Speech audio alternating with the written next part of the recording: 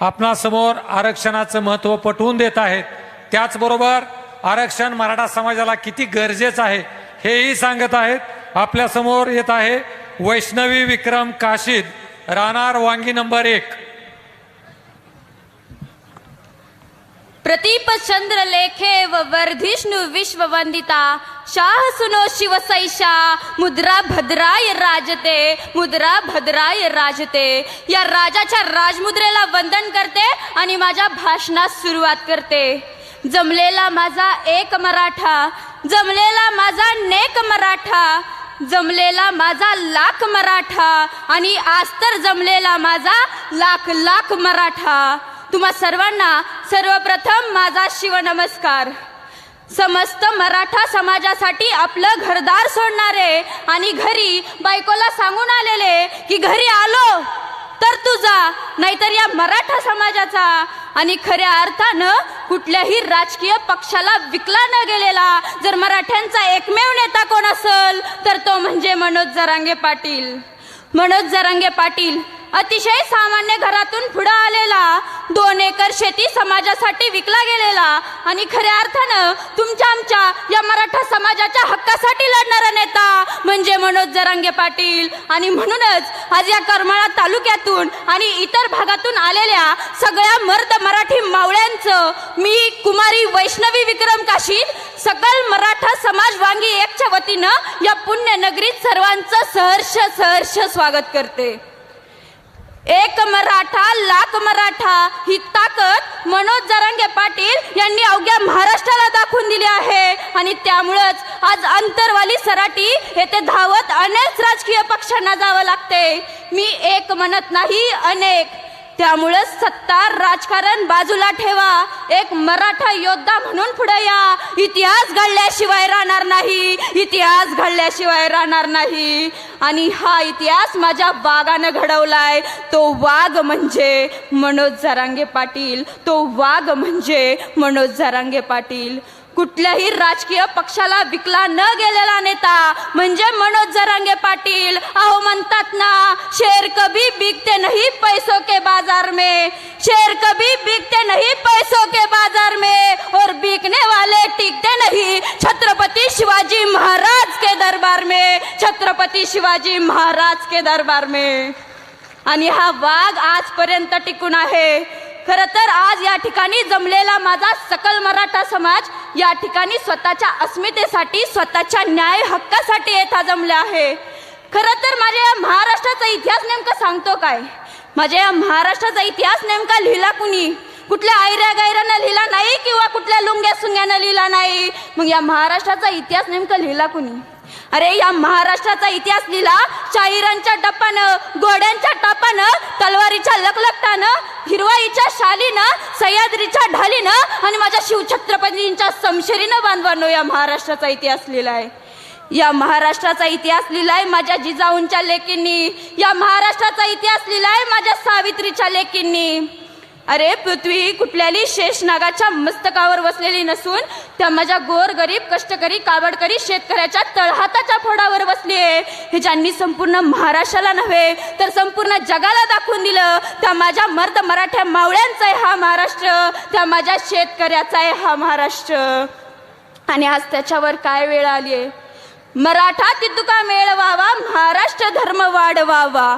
मराठा तितुका मेळवावा, महाराष्ट्र धर्म वाढवावा. ही 400 वर्षापूर्वी जिजाऊंनी मराठ्यांची ताकद ओळखली होती आणि आज त्याच ताकदीचं प्रत्यय संपूर्ण महाराष्ट्रात नव्हे तर संपूर्ण जगभर दिसून येते.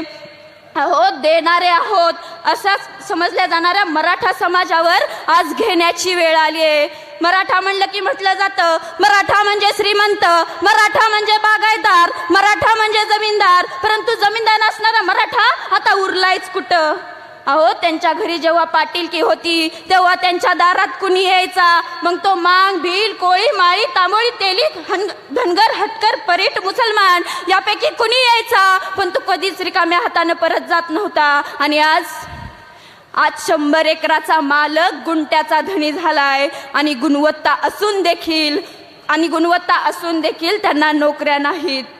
मग आता असं म्हणावं लागल की आरक्षण शिकू देईना, सरकार बापाच्या कष्टाला मोल देईना. पण आता नाही, आता धगधगतोय महाराष्ट्र, खतखततोय महाराष्ट्र, उद्रेक होतोय मनात या महाराष्ट्राच्या. आणि या महाराष्ट्राच्या मनातून जर मराठा हे नावच काढून घेतलं तर काय उरतोय काय महाराष्ट्र. लक्षात ठेवा, तुम्ही मराठ्यांच्या वागांना कमी समजू नका. आणि सरकार मायबाप, आता तुम्ही मराठ्यांच्या जबड्यात हात घातलाय. आता मोडेल पण वाकणार नाही, अशी ही मराठ्यांची जाते, अशी ही मराठ्यांची जाते. अहो तिकडे तो माझा शेतकरी बाप ढसा ढसा रडतोय, कांदा रडतोय आणि त्याला तुम्ही हसवताय. नेमकं चाललंय तरी काय? आम्ही भीक मागत नाही, आम्ही दया मागत नाही, आम्ही आमचा हक्क मागतोय, अधिकार मागतोय. आणि तो अधिकार आम्हाला मिळालाच पाहिजे, मिळालाच पाहिजे. 40% गुण मिळूनही तुम्ही मोठमोठ्या नोकऱ्यावर जाता, प्रशासनात बसता आणि 90% गुण मिळूनही आम्ही नोकरी चाकरी करतो. माझं नोकरी करण्याबद्दल किंवा चाकरीबद्दल करण्याबद्दल काहीच म्हणणं नाही, परंतु कशाला लावता शिक्षणात आरक्षण? गुणवत्ता आणि बुद्धिमत्ता का पुढे सरसावू देत नाही? आरक्षण द्यायचंय ना तुम्हाला, तर त्या माझ्या शेतकऱ्याला द्या. रडतोय तो, आणि जेव्हा तो आत्महत्या करतो तेव्हा माझ्या या आया बहिणींचं उघडं बोडकं झालेलं कपाळ सांगतं की त्या काय सहन करतायत. अहो या जिजाऊंच्या लेकींना साधं संरक्षण देता येत नाही तुम्हाला. परवाचीच गोष्ट, पुण्यामध्ये भर दुपारी भर चौकात दिवसा ढवळ्या एक नराधम एका मुलीच्या मागे कोयता घेऊन द्या होत होता. अहो माझ्या राजाचं स्वराज्य काय होतं, इतिहासात शिकला नव्हता का तुम्ही? आठवत नाही का तुम्हाला माझ्या राजाचा इतिहास? माझ्या राजानं स्त्रियांवर अत्याचार करणाऱ्याला भर चौकात फाशीची शिक्षा दिली होती, त्याचा चौरंग केला होता. आठवत नाही का तुम्हाला? आणि आज तुम्हाला वर्ष लागतंय. अहो सरकार माय बाप, हे नराधम नेमके लागतात तरी कोण तुमचे? एखादी व्यक्ती भीक मागते तेव्हा त्याला भीक देणं ही सेवा झाली, आणि त्याच्यावर भीक मागण्याची वेळच न येऊ देणं हे परिवर्तन झालं. आणि हे परिवर्तन आम्हाला हवंय. सरकार मायबाप, तुम्ही आम्हाला कमी समजू नका, आमच्या मोर्चांची तुम्ही चेष्टा करू नका. 4-5 शिक्षणाच्या सवलतीचे तुकडे पुढे देऊन आणि एखादी बैठक बसून तुम्हाला आरक्षण मिळेल, तुम्हाला संरक्षण मिळेल अशा खोट्या ग्वाही देत बसू नका. तुम्ही अरबी समुद्रात जलभूजन केलं असेल, तुम्हाला आता असं वाटत असेल मराठे समाधानी असतील. अहो मुंबई भगवी केली, दिल्ली भगवी करायला वेळ लागणार नाही. सरकार मायबाप, मुंबईवर धडाडी मारली, दिल्लीत जायला वेळ लागणार नाही. त्यामुळे मुकाट्याने आमच्या मागण्या मान्य करा. त्याही सरसकट कुठलीही तत्वे किंवा कायदेमध्ये येऊ देऊ नका. कारण डॉक्टर बाबासाहेब आंबेडकरांनी सांगितलंय, समता बंधुता हीच घटनेत असली पाहिजे. मग कुठे समता, कुठे मराठा समाजाला आरक्षण, कुठे मुलींना संरक्षण? अहो त्या दिल्लीच्या माझ्या साक्षीताईवरती अत्याचार झाले, तिच्या अब्रूचे लचके तोडले गेले, तरी माझा मायबाप सरकार शांत बसले. पण आता नाही, आता पायाच्या नखापासून ते डोक्याच्या केसापर्यंत गेले. आता मराठा भिडणारच. पण लक्षात ठेवा, जेव्हा दिल्लीत जाऊ तेव्हा आम्ही मौन नसणार आहे, हातात तलवारी असणार आहेत. सरकार मायबाप, मौन आहोत म्हणून गौण समजू नका. मराठे आहेत, इतिहास साक्षी आहेत, तलवार साक्षी आहेत. सरकार मायबाप, आम्ही तुम्हाला जिल्ह्यातून मोर्चे काढून विनंती करतोय. जर तुम्हाला विनंती समजत नसल तर सूचना समजा, सूचना समजत नसल तर इशारा समजा, आणि इशारा देखील समजत नसल तर ही मराठ्यांची धमकी समजा, मराठ्यांची धमकी समजा. आणि आज मराठा रस्त्यावर उतरलाय, तो त्याचा हक्क मागतोय, अधिकार मागतोय, भीक नव्हे. आणि सरकार मायबाप, तुम्ही अजूनही त्यांच्या मागण्यांबद्दल गंभीर नसाल, पण हा मराठा खंबीर आहे, हा मराठा खंबीर आहे. सरकार मायबाप, मराठा म्हणजे नक्की काय? कीर्तनातील टाळ मराठा, वारकऱ्याच्या गळ्यातील माळ मराठा. कीर्तनातील टाळ मराठा, वारकऱ्याच्या गळ्यातील माळ मराठा.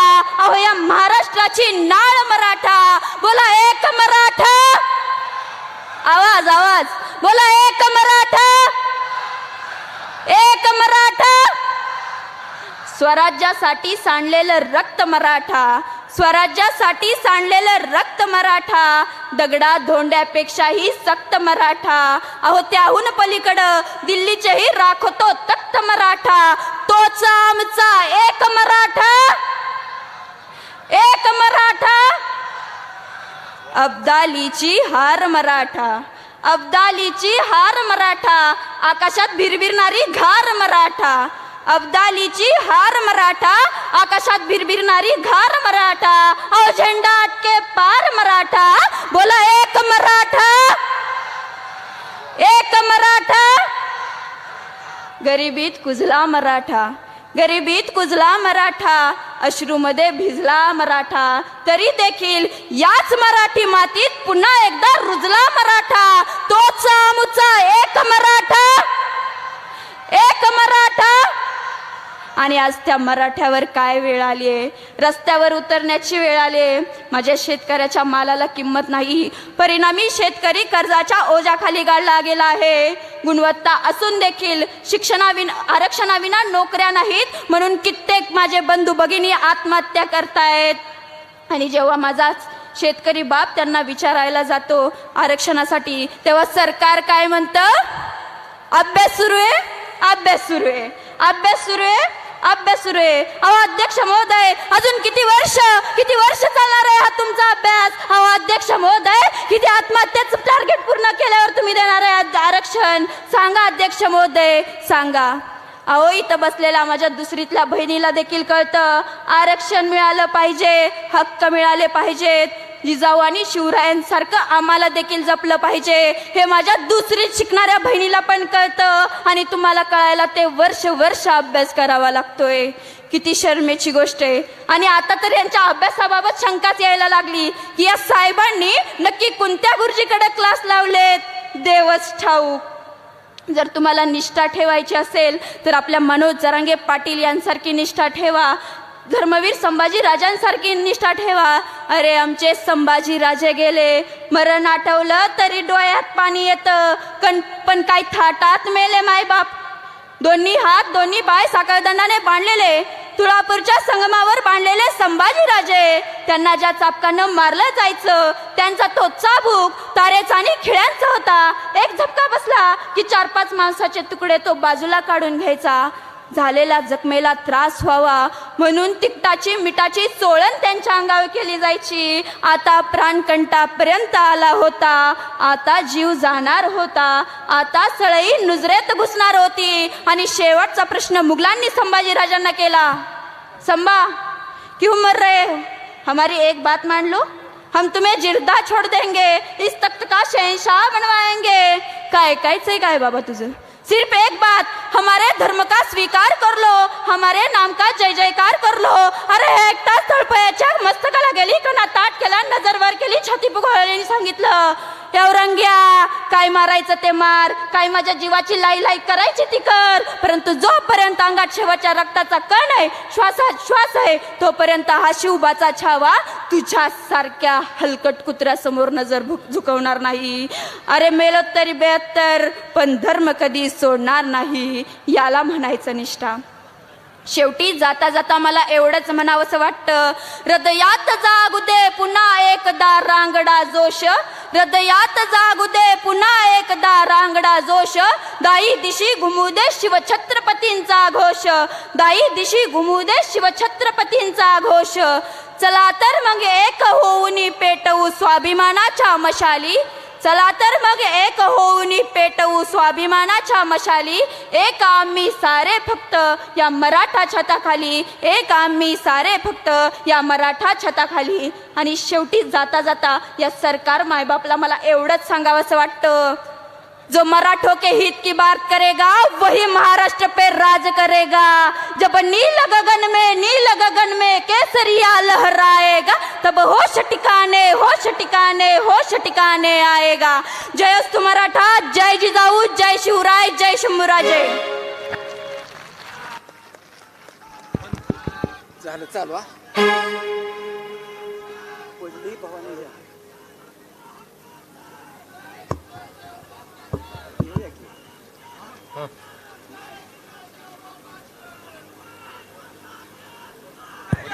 चालू आहे. चालू.